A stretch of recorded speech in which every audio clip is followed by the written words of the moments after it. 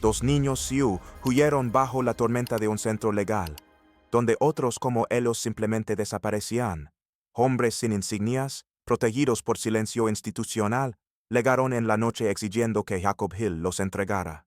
Pero lo que no sabían, el hermano de los niños era Chase Black Elk, un guerrero con pruebas, paciencia y un plan.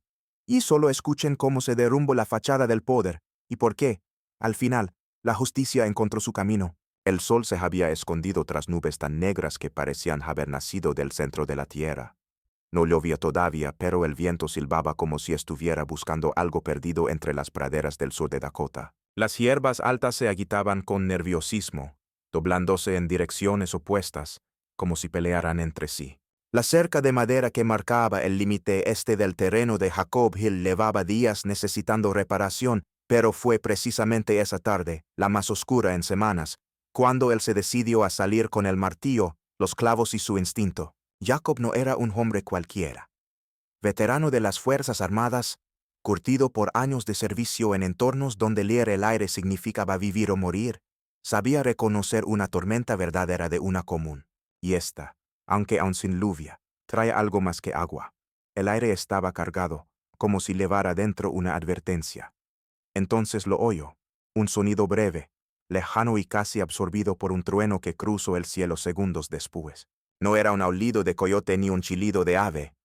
Era un grito humano, infantil, ahogado, como si se hubiese escapado del pecho de alguien que ya no podía gritar más fuerte. Jacob levantó la cabeza al instante, el martillo aún en la mano, la espalda recta. Lo volvió a escuchar, más nítido esta vez. Algo en su interior, una fibra enterrada desde los días en que patrullaba en silencio bajo cielos extraños, se tensó. Soltó la herramienta. Cruzó la zancha que rodeaba su propiedad y se internó sin pensar en la franja de árboles que bordeaban el campo. El bosque no era profundo, pero la vegetación era espesa. Las ramas aranaban los brazos y el barro comenzaba a formarse bajo sus botas. Caminó 20, quizás 25 yardas, y entonces los vio. Dos figuras pequeñas, empapadas, inmóviles junto a un tronco caído. El mayor, un niño de unos 8 años, sostenía en brazos a una niña más pequeña, temblando bajo la lluvia que ya empezaba a caer con insistencia. Sus rostros estaban cubiertos de barro seco, sus ropas eran demasiado delgadas para ese clima. Sus pies descalzos. Jacob se agachó de inmediato, sus ojos nivelados con los del niño. No dijo una palabra, esperando que el pequeño hablara primero. El niño tragó saliva, bajó la vista, y con un murmullo apenas audible dijo, «No queremos problemas, señor». Su voz era áspera, como si llevara horas sin hablar. A su lado, la niña apenas levantó la cabeza. Tenía los ojos grandes, llenos de miedo y un corte seco en la mejilla, como de zarza o rama. El niño agregó con más firmeza, «Yo soy Benji, ella es Willa, mi hermana». Jacob notó cómo, aun bajo la tormenta, Benji miraba hacia atrás cada pocos segundos, como si alguien pudiera aparecer de entre los árboles, como si todavía corrieran peligro. Jacob no preguntó nada. No era el momento, no era el lugar. Se quitó el poncho que llevaba enrollado a la cintura, envolvió a la niña con cuidado y la cargó entre sus brazos. Luego extendió la mano hacia Benji, quien dudó un segundo antes de tomarla. Caminaron en silencio. El viento soplaba con fuerza. La lluvia azotaba los campos y la casa parecía más lejos de lo que estaba. Cada paso se hacía lento, cada metro se volvía esfuerzo. Pero Jacob no se detuvo. Con una determinación nacida no solo de deber, sino de humanidad, cruzó el barro, subió por la pendiente y llegó al porche de su casa. Benji soltó su mano justo cuando cruzaban la puerta. Sus ojos se llenaron de lágrimas. No por miedo, sino porque, por primera vez en quién sabe cuánto tiempo, alguien no les cerró la puerta en la cara. Jacob los llevó junto a la chimenea. Buscó mantas, calentó agua. Willa se quedó dormida sin decir palabra, envuelta como un pequeño bulto de tela. Benji la observaba, con los ojos abiertos de par en par, sin parpadear. Jacob sabía que algo grave había detrás de todo esto. Lo sentía en el aire desde antes de oírlos, pero aún no tenía idea del alcance de lo que acababa de detener. No sabía que ese encuentro cambiaría su vida.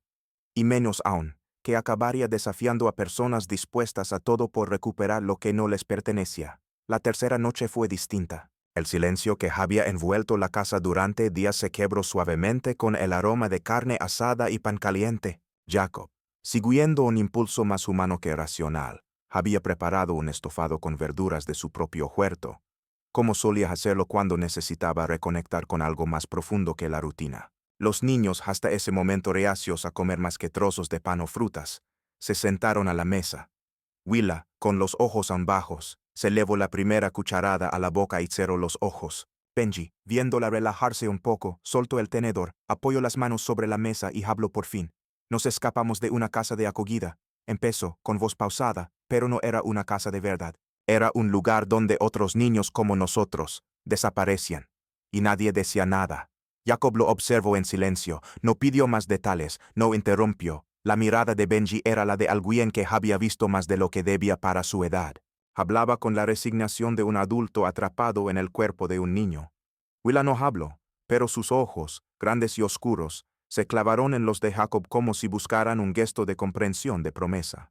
Jacob no necesitaba una explicación más larga.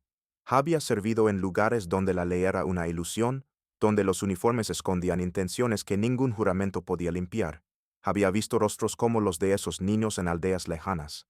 Pero ahora estaban aquí, en su patio, en Dakota del Sur. Cuando los niños se fueron a dormir, Jacob se sentó junto a la ventana del salón con su taza de café ya frío. La tormenta de días atrás se había ido, pero el aire seguía denso. No sabía exactamente qué haría aún, pero una cosa era clara: no permitiría que volvieran a ser tomados, no por esa casa, ni por quienes permitieron que existiera. Esa misma noche, cerca de las 2 de la madrugada, el sonido sordo de un motor lo sacó de su semisueño.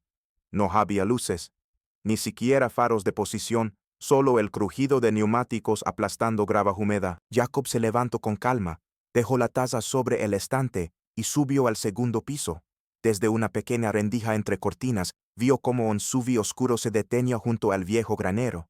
3 hombres descendieron. Todos vestían uniformes oscuros con parques ilegibles. Uno llevaba una radio pegada a la boca. Jacob alcanzó a ver claramente. La vieja casa del Hill. 2 pequeños nativos. El gringo los escondió. No eran policías. No eran asistentes sociales. Y definitivamente no buscaban cumplir la ley. Jacob se movió rápido. Abrió el armario sobre la chimenea, retiró con cuidado una manta enrolada y sacó de allí un viejo rifle de cerrojo, limpio, aceitado, con la correa aún firme. No era tiempo de recordar guerras. Era tiempo de proteger. Despertó a los niños sin alzar la voz. Les indicó que bajaran al sótano, al pequeño refugio que construyó hacía años por precaución. Benji no preguntó. Willa asintió, abrazando su manta. Jacob les prometió que estaría bien, que no dejaría que nadie entrara sin su permiso. Cuando los pasos de los hombres crujieron sobre la galería de madera, Jacob ya estaba en el porche, con la puerta entreabierta. Un reflector se encendió de pronto desde el vehículo. La luz blanca le iluminó el rostro con dureza. «Entregüenos a los niños, señor», dijo uno sin titubear. «Fueron reportados como fugados. Esto es legal». Jacob se enderezó, con el rifle colgado sobre el hombro. Respondió con voz firme, sin levantar el tono. «Entonces esperen aquí. Ya llamé al alguacil. Si es legal, esperarán con gusto». Los hombres se miraron entre sí. Uno de ellos, el más bajo, levó lentamente la mano hacia su cinturón. Jacob no esperó. Levantó el rifle, apuntó al cielo y disparó una sola vez. El sonido retumbó como trueno sobre los campos vacíos. Los hombres no dijeron nada. Subieron de nuevo al vehículo y se alejaron con la misma discreción con la que llegaron. Jacob no se movió durante un buen rato. Sabía que ese disparo no era el final. Era apenas el principio. Porque lo que había visto en los ojos de esos hombres no era deber, era codicia, era poder, y los niños que dormían en su sótano no eran fugitivos, eran objetivos. Y ahora él también lo era. 2 días después del intento de intimidación, un jinete solitario apareció en el sendero de tierra que llevaba al rancho. Su silueta surgió entre la bruma matinal, montado sobre un caballo agotado. Vestía una chaqueta de cuero raída, botas cubiertas de barro seco, y llevaba un largo lanzón atado a la espalda. Las trenzas negras caían a ambos lados de su rostro, tan firme y callado como la piedra. Jacob lo vio llegar desde el porche. No se movió, no habló, solo esperó.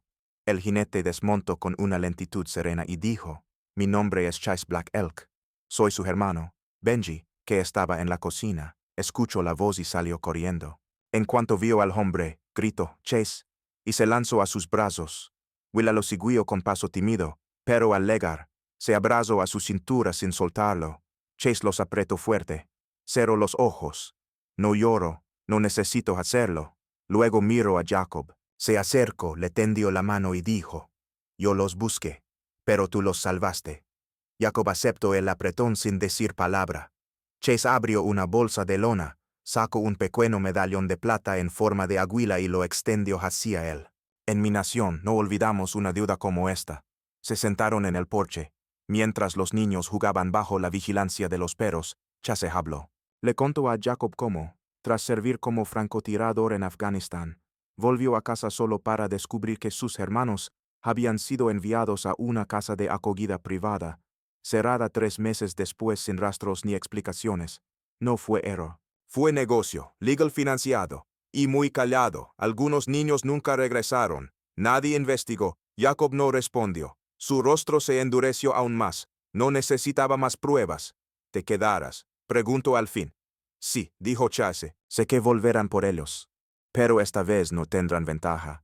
Ambos sabían que el verdadero peligro no había pasado. Pero tampoco lo habían hecho ellos. Ahora estaban juntos. Y eso lo cambiaba todo. Una semana después, Chase y Jacob se dirigieron juntos al tribunal del condado. En la mochila de Chase llevaba su expediente militar, pruebas de parentesco y una memoria con grabaciones filtradas, obtenidas por un joven experto en informática de su comunidad. No buscaban venganza, buscaban justicia. En la sala estaban sentados funcionarios de protección infantil, 3 agentes y un juez legado desde Bismarck. Cuando Chase se levantó, el silencio fue total. Su voz cortó el aire. Mis hermanos desaparecieron. Ustedes cobraron por eso. Y ahora van a responder. 2 días después, se emitieron órdenes de arresto. El centro fue cerrado. La búsqueda de otros niños comenzó gracias a las pruebas reunidas por Jacob y Chase. Días después, Chase regresó al rancho. Abrazó a Jacob con fuerza. Gracias, hermano. No todos los héroes nacen entre nosotros, pero los reconocemos por su espíritu. Benji y Willa se quedaron con Jacob hasta obtener la custodia legal, y cuando, al final de la primavera, una nueva tormenta asomó en el cielo, ya no tuvieron miedo.